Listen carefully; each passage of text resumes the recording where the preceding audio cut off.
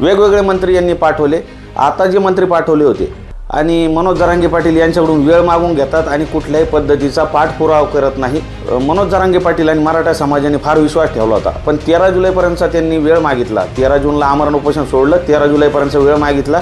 मी त्या सरकारला अजून विनंती करतो की मनोज दादाच्या मागण्या ताबडतोब मान्य करावं। पण लोकसभेत तुम्ही आवाज उचलायला पाहिजे होता मराठा आरक्षणाचा, तुम्ही उचललेला नाही।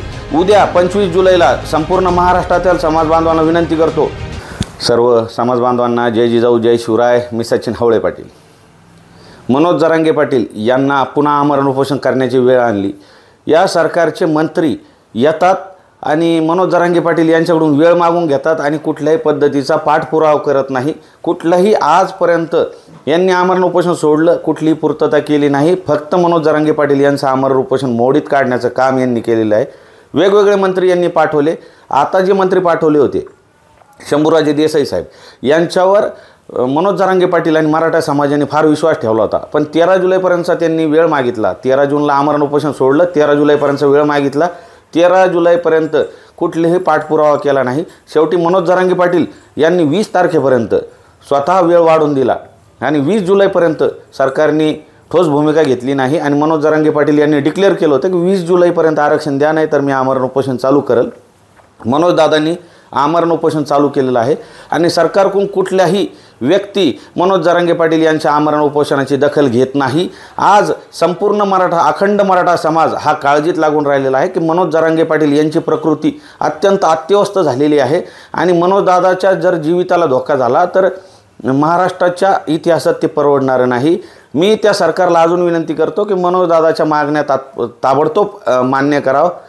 आज जे खासदार निवडून आले त्या खासदारांना एक विनंती करतो की तुम्ही 10 वर्ष अजून खासदारकीला येऊ शकत नव्हते। मनोज जरांगे पाटील यांच्या आंदोलनामुळे तुम्ही निवडून आलेले आहे, पण लोकसभेत तुम्ही आवाज उचलायला पाहिजे होता मराठा आरक्षणाचा, तुम्ही उचललेला नाही।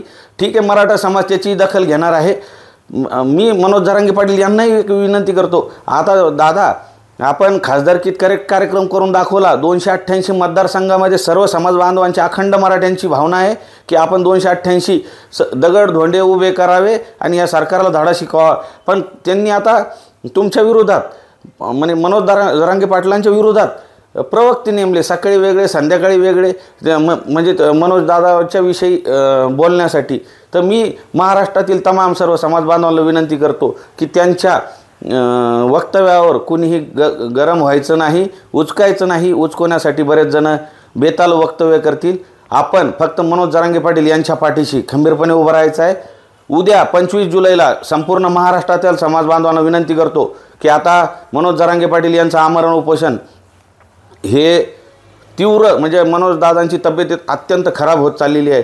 मी सर्वांना विनंती करतो की सर्वांनी आंतरवाली सराटी येथे मनोज जरांगे पाटील यांच्यासाठी सर्वांनी यायचं आहे।